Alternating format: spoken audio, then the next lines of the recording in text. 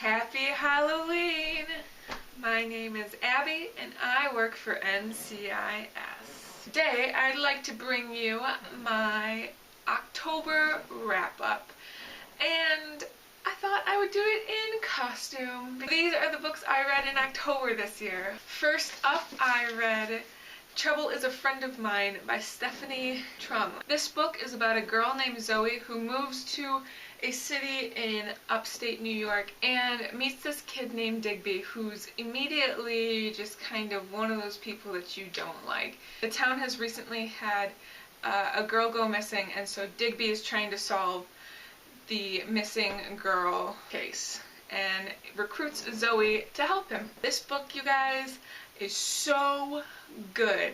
If you're looking for a little mystery, a little espionage, a little irritating characters, a little bit of laughs, this book has got it all. I flew through this in about 2 days and I cannot wait for the sequel.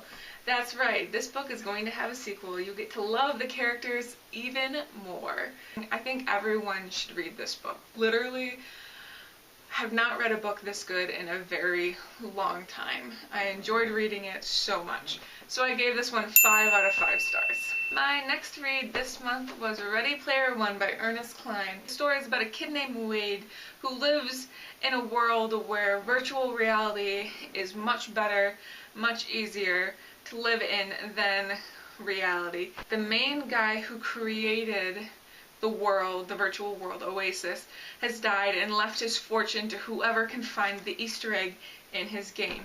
And so it follows Wade and a couple of his friends as they try and find all the keys and all the gates to get to the Easter egg to win his billions and billions of dollars. This book was very, very entertaining. There's a whole bunch of 80s pop culture references, whether it's video games, movies, TV shows, books, everything nerdy that you could ever imagine about the 80s was in this book. And because I grew up the way I grew up with my dad, who has made me well versed in the 80s pop culture, I really enjoyed reading this and understanding most of the references. It was really fun and very engaging, especially certain different aspects of this virtual world, and it made me really interested in wanting to actually experience Oasis. That being said, I gave this book 4 out of 5 stars. And the last book I read this month was more in tune with the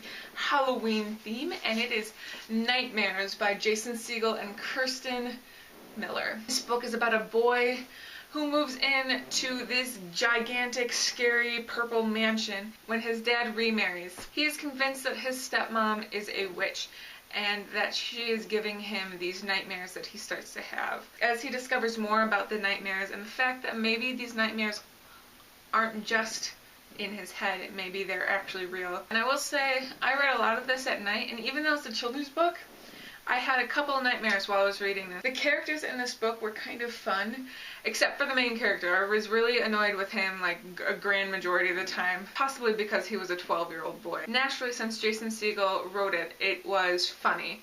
It was very funny. I found myself giggling a lot. I enjoyed reading it.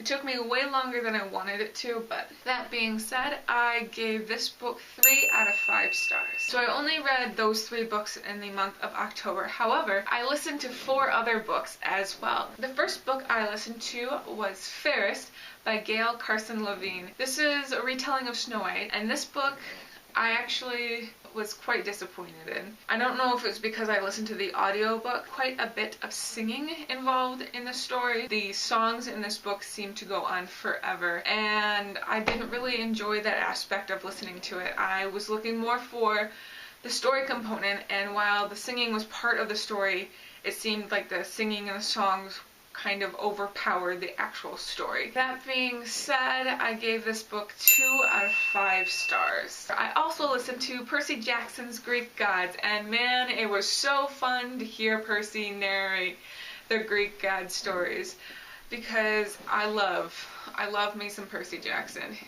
He is one of my favorite characters of all time. I actually learned some things about the Greek gods. I gave this book 3 out of 5 stars. And lastly, I read the last 2 books in the Ascendance Trilogy by Jennifer A. Nielsen.